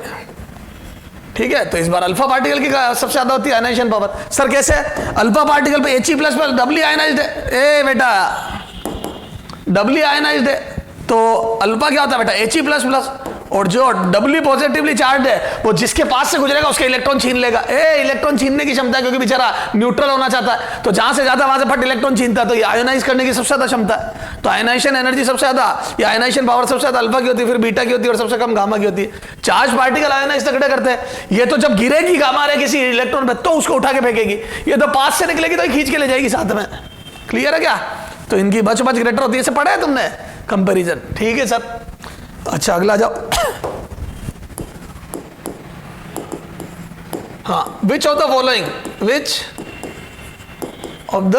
following X-ray will have, yeah, which one is hard, you लिखो which one is hardest X-ray, hardest या most hard X-ray है ना, hardest या कुछ भी लिखते हैं यार बेटा, most hard X-ray। ठीक है, ए मतलब इनकी वेवलेंथ ए 1 एंगस्ट्रॉम, बी 5 एंगस्ट्रॉम, सी 0.2 एंगस्ट्रॉम, डी 0.1 एंगस्ट्रॉम। इन सब में सबसे हार्ड एक्सरे कौन सी है? तो बच्चा ज्यादा सोच के टिक कर देता, ओ ये बहुत तगड़ी नहीं। तो मैं बोल दूं energy of any electromagnetic wave is inversely proportional to lambda. तो क्या मैं बोल दूं जिसका लैम्डा कम एनर्जी ज्यादा एंड मोस्ट हार्ड, है ना। तो हार्ड एक्सरे किसको बोलते हैं, बताता ना, हार्ड और सॉफ्ट, जिसकी एनर्जी ज्यादा एनर्जेटिक रहेगा हार्ड एक्सरे बोलते हैं। तो एनर्जी ज्यादा है ना, हार्डनेस ज्यादा, hard will be the X-ray, hard will be the X-ray, ठीक है। तो मैं बोल दूं इन सब में सबसे कम लैम्डा इसका है, तो सबसे हार्ड ये है, तो मोस्ट हार्ड एक्सरे। तो इन सब में सबसे ज्यादा हार्ड ये एक्सरे, ठीक सर। अच्छा इसमें हार्ड की जगह पेनिट्रेशन पावर भी, अरे यार ये हार्ड है, ठीक है, हार्ड की जगह पेनिट्रेशन पावर भी पूछ लेता कई बार, मोस्ट हार्ड और है ना highest penetration power, highest penetration power. तो इन सब में से कौन सी एक्सरे की पेनिट्रेशन पावर हाईएस्ट है, तो मैं बोल दूं जिसकी एनर्जी सबसे ज्यादा उसकी पेनिट्रेशन पावर सबसे ज्यादा है, और सबसे ज्यादा एनर्जी 0.1 एंगस्ट्रॉम वाली एक्सरे की है। जितना कम लैम्डा उतनी ज्यादा पेनिट्रेशन पावर या उतनी ज्यादा एनर्जी, तो जितना कम लैम्डा उतना ज्यादा पेनिट्रेशन पावर और उतनी ज्यादा हार्ड एक्सरे बोलते हैं उसको, ठीक है। तो ये बड़ी बड़ी ऑब्स्टेकल में से भी पार हो जाती है हार्ड एक्सरेस, ठीक सर। आगे आ जाओ, अगला, ठीक है। तो सर ये सारी बात समझ में आ गई। और देखो तो ये एक्सरे के छोटे मोटे क्वेश्चन। अब देखो कई बार ऐसे क्वेश्चन देते हैं, if accelerating voltage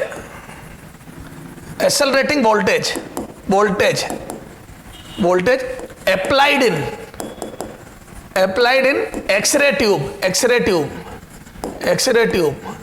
is 20,000 electron volt, volt. Then cut off wavelength of X-ray. अब देख cut off wavelength जिसको नहीं पता बर्बाद, cut off wavelength will be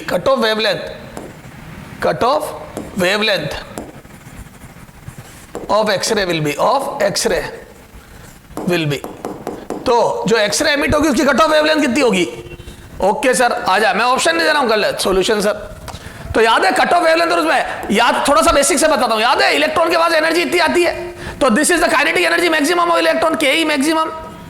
तो ये इलेक्ट्रॉन की मैक्सिमम काइनेटिक एनर्जी थी, क्लियर है। और ये एनर्जी सारी एक्सरे में कन्वर्ट हो जाती है, वन शॉट सारी की सारी एनर्जी का एक्सरे।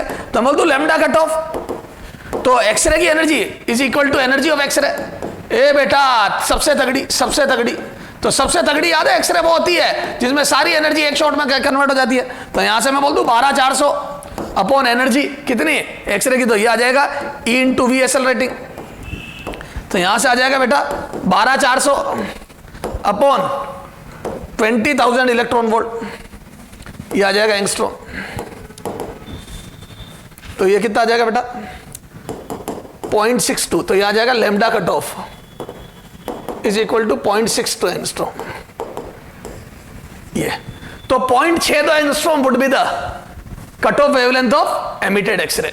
ये तो जो सबसे तगड़ी एक्सरे आएगी उसकी वेवलेंथ सबसे कम और 0.62 होगी, क्लियर है। तो ग्राफ 0.62 से चालू होगा, इससे छोटी एक्सरे पॉसिबल ही नहीं है। अच्छा इसमें और घुमा के भी क्वेश्चन देता है, इधर देखो, ये देख इसमें थोड़ा सा दिमाग वाला क्वेश्चन भी देता है। तो मैं बोल दूं इसका जो ग्राफ बनेगा, चला जा, इसका जो ग्राफ बनेगा वो 0.62 से स्टार्ट होगा, और बाकी नंबर ऑफ एक्सरे या इंटेंसिटी, इनका ग्राफ कैसा बनता है मैं बता चुका हूं तेरे को। इंटेंसिटी वर्सेस लैम्डा का ग्राफ बनता कैसे, ये कुछ पीक्स आती है, वो क्यों आती है, कैरेक्टरिस्टिक वेवलेंथ, ये कंटीन्यूअस वेवलेंथ। तो 0.62 से चालू होगा ग्राफ, ठीक सर। अब इसमें घुमा के क्वेश्चन सर कुछ कह रहे थे आप, एग्जांपल 6 वो है बोलेगा accelerating voltage of X-ray tube, accelerating voltage of X-ray tube is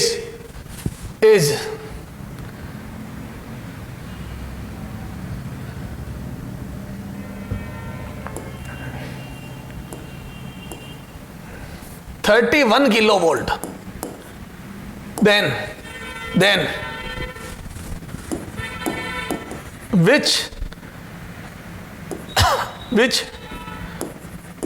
which wavelength of X-ray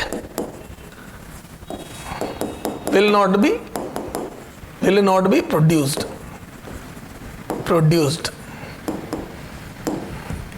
by this tube, will be produced, ठीक है। A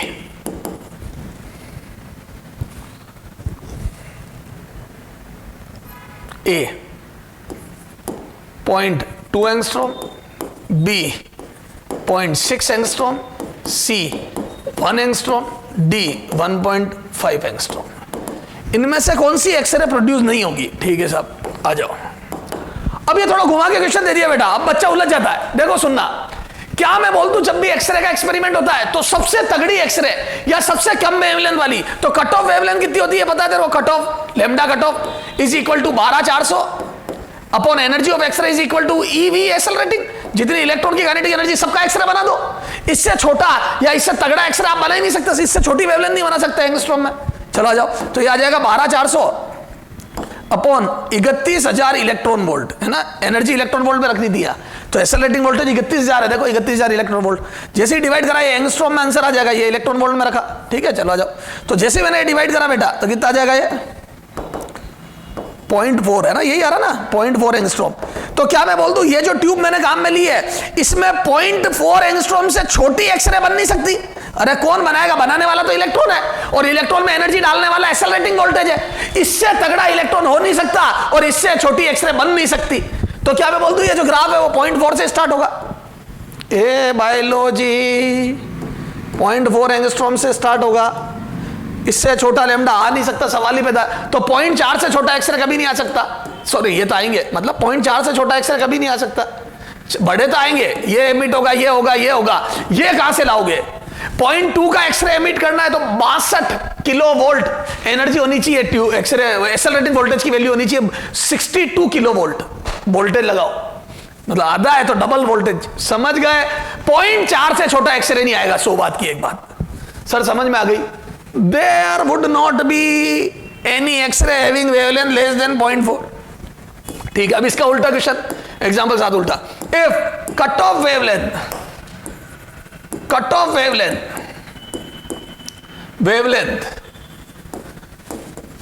produced by X-ray tube द्वारा produced cut off wavelength is lambda cut off is equal to point ले लो 0.2 angstrom कर दो, 0.2 angstrom. then accelerating voltage of tube will be ठीक है। तो tube का एक्सेलरेटिंग वोल्टेज कितना होगा ये बताना है। ओके सर, आ जाओ। तो क्या मैं बोल दूं lambda cut off is equal to 12400 upon e into V accelerating. ठीक सर, तो e into V accelerating is equal to यहां पे 12400 अपॉन लेमडा एंगस्ट्रॉम में रख दो, लेमडा कट ऑफ एंगस्ट्रॉम में रख दो, तो आपकी एनर्जी इलेक्ट्रॉन वोल्ट में आ जाएगी। ठीक सर, तो यहां से लिख दो 12400 अपॉन लेमडा, तो लेमडा कितना आ जाएगा बेटा? 0.2 एंगस्ट्रॉम। तो ये रखा तो इलेक्ट्रॉन वोल्ट में एनर्जी आ गई, तो यहां से काटो कितना आ जाएगा? E into V accelerating. तो यहां से e into V accelerating is equal to, यहां से काटो कितना आ जाएगा? तो ये 62000 इलेक्ट्रॉन वोल्ट। तो यहां से ई से ही गया, तो एक्सेलरेटिंग वोल्टेज कितना आ गया बेटा? 62 किलो वोल्ट। तो 62 किलो वोल्ट या 62,000 वोल्ट आपकी एक्सेलरेटिंग वोल्टेज होना चाहिए अगर आपको 0.2 एंगस्ट्रॉम की एक्सरे बनानी है। तो क्या मैं बोल दूं कट ऑफ वेवलेंथ और इसमें रिलेशन आ गया। तो this is the relation between cut off wavelength and accelerating voltage. जितना ज्यादा एक्सेलरेटिंग वोल्टेज होगा उतनी छोटी कट ऑफ वेवलेंथ होगी, या यूं बोल दो जितनी छोटी कट ऑफ वेवलेंथ होगी उतना तगड़ा एक्सेलरेटिंग वोल्टेज होगा। यस सर, तो accelerating voltage will control the cut off wavelength. Yes sir, आ जाए बेटा। हाँ, अब यही चीज वो ग्राफ देके पूछ सकता है।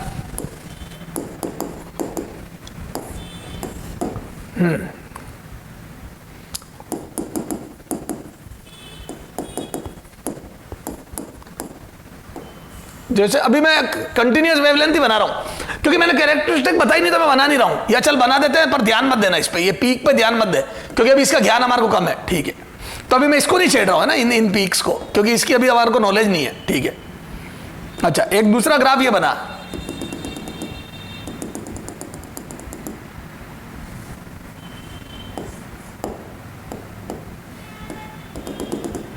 ठीक है, एक सॉलिड लाइन वाला ग्राफ 1 और ये डॉटेड लाइन वाला 2। Then which option is correct, which option is correct,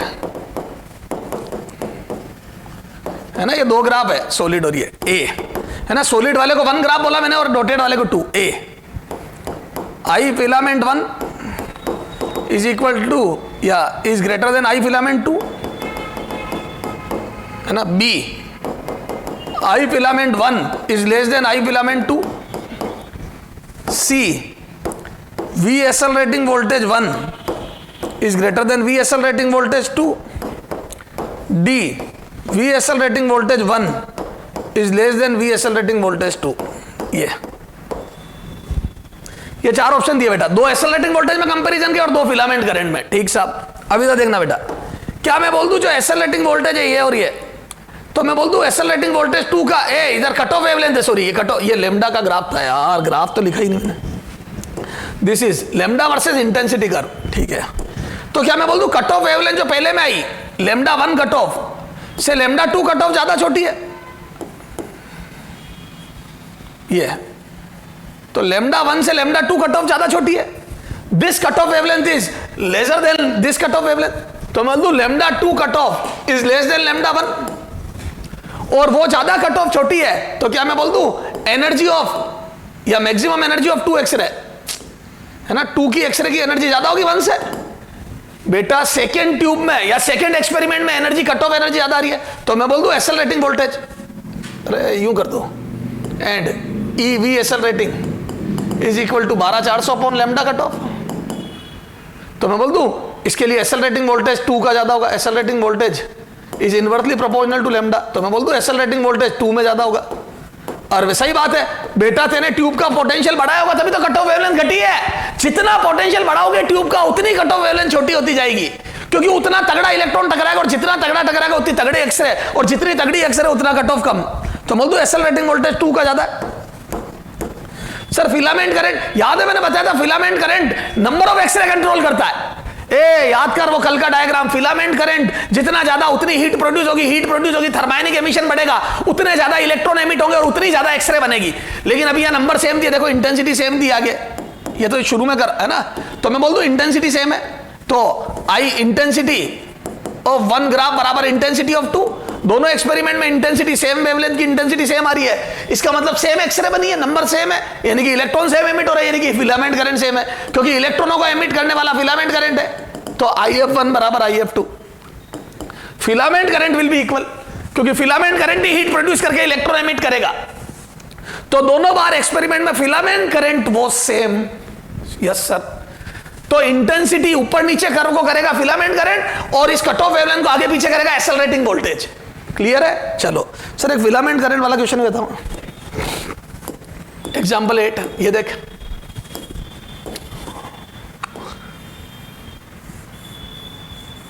ये जैसे एक ग्राफ ये है, ये दूसरा ग्राफ ये है,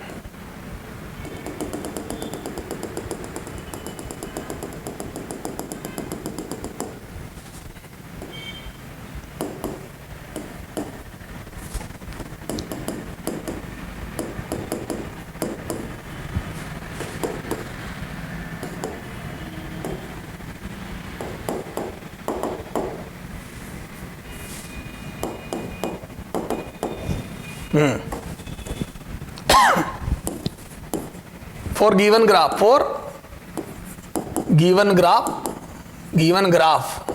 कहां से आया? obtained by X-ray tube. Which option is correct? Which option is correct? अब मैं ऑप्शन लिख रहा हूं, बताना कौन सा सही है। ए V एक्सेलरेटिंग 1 से V एक्सेलरेटिंग 2 ज्यादा है। B V एक्सेलरेटिंग 1 स्मॉल कर दो, V एक्सेलरेटिंग 1 ज्यादा है V एक्सेलरेटिंग 2 से। C I फिलामेंट 1 बराबर I filament 2। D I filament 1 से I फिलामेंट 2 ज्यादा है। E एक्सेलरेटिंग वोल्टेज 1 और 2 का इक्वल है। ये 5 ऑप्शन है बेटा। तो 3 ऑप्शन तो एक्सेलरेटिंग वोल्टेज में और 2 फिलामेंट करंट के। चल आ जाओ बेटा, सबसे पहले यहां निगाह मार। तो मैं बोल दूं दोनों ट्यूब में कट ऑफ वेवलेंथ सेम आई, दोनों ट्यूब में, दोनों एक्सपेरिमेंट में cut off wavelength same I. What do mean by cut off wavelength? जब सबसे तगड़ी एक्सरे बने उसकी वेवलेंथ और सबसे तगड़ी एक्सरे का वेवलेंथ सबसे छोटा होता है और दोनों में सेम है, इसका मतलब एक्सेलरेटिंग वोल्टेज सेम है। जो इलेक्ट्रॉन टकराया उसकी काइनेटिक एनर्जी सेम है और वो एनर्जी एक्सेलरेटिंग वोल्टेज ने डाली। तो मैं बोल दूं ए लैम्डा, सॉल्यूशन में देख, सॉल्यूशन देख, lambda cut off same, cut off same for 1 and 2, same for 1 and 2, for 1 and 2। तो मैं बोल दूं hence accelerating voltage, hence K maximum of electron is same, K maximum of striking electron, striking electron जो टकरा रहा है वो electron is same. तो दोनों एक्सपेरिमेंट में स्ट्राइकिंग इलेक्ट्रॉन की, तो e V accelerating 1 is equal to e V accelerating 2। तो दोनों बार जो इलेक्ट्रॉन टकराया उसके बाद एनर्जी ई वी होगी और वो इक्वल है। तो मैं यहां से बोल दूं एक्सेलरेटिंग वोल्टेज 1 बराबर 2, accelerating voltage 1 is equal to accelerating voltage 2। तो दोनों एक्सपेरिमेंट में एक्सेलरेटिंग वोल्टेज सेम है, तो 1 बराबर 2, ये गलत, ये गलत, 1 बराबर 2, एक्सेलरेटिंग वोल्टेज 1 बराबर 2। एक ऑप्शन तो ये हो गया। और देखो, अच्छा एक पर्टिकुलर वेवलेंथ की बात करूं तो मैं बोल दूं इंटेंसिटी यहां कम है और यहां ज्यादा है। बोलो तो इंटेंसिटी कौन से ग्राफ में ज्यादा है? 2 में। तो क्या मैं बोल दूं 2 में नंबर ऑफ एक्सरे ज्यादा है? तो 1 से 2 में एक्सरे ज्यादा है। तो intensity in 2 is greater then 1। तो एक्सरे, तो मैं बोल दूं intensity in 2, intensity in second experiment is greater then intensity in first experiment. ज्यादा एक्सरे बन रही है 2 में, ये देखो एक पर्टिकुलर वेवलेंथ की ज्यादा एक्सरे बाहर निकली है 2 में, और अगर ज्यादा एक्सरे बाहर निकली है एक पर्टिकुलर वेवलेंथ की, इसका मतलब इलेक्ट्रॉन ज्यादा टकरा है। एक्सरे बनने की प्रोबेबिलिटी कौन डिसाइड करता है? इलेक्ट्रॉन। तो बोल दूं इसका मतलब इलेक्ट्रॉन ज्यादा टकरा है। इंटेंसिटी मतलब number of electron, number of striking electron, number of striking electron 2 में ज्यादा है 1 से। तो 2 में इलेक्ट्रॉन ज्यादा टकरा है और इलेक्ट्रॉन ज्यादा टकरा है, इसका मतलब एमिट ज्यादा हुआ है और एमिट करता है फिलामेंट करंट। तो मैं बोल दूं 2 का फिलामेंट करंट ज्यादा है 1 से। बेटा इंटेंसिटी बढ़ने का मतलब एक्सरे ज्यादा बनी, ज्यादा इलेक्ट्रॉन टकरा है, ज्यादा इलेक्ट्रॉन टकरा है मतलब एमिट ज्यादा हुआ है और एमिट करता है फिलामेंट करंट, क्योंकि थर्माइनिक एमिशन होता है। यस सर, बहुत बढ़िया सर। तो सर ये सारी बातें समझ में आई सर, लेकिन आपने एक बात नहीं करी, ये वाली चोटी, इसकी बात नहीं करी। ये आगे पढ़ेंगे अभी, कैरेक्टरिस्टिक वेवलेंथ तब देखेंगे। तो सर ये सारी बातें तो समझ में आ गई हमारे को, ठीक है ना। तो 8 क्वेश्चन, अब अपन अगला क्वेश्चन करते हैं 9th क्वेश्चन, ठीक है। तब 9th क्वेश्चन देखते हैं बेटा, है कि नहीं? Hello hello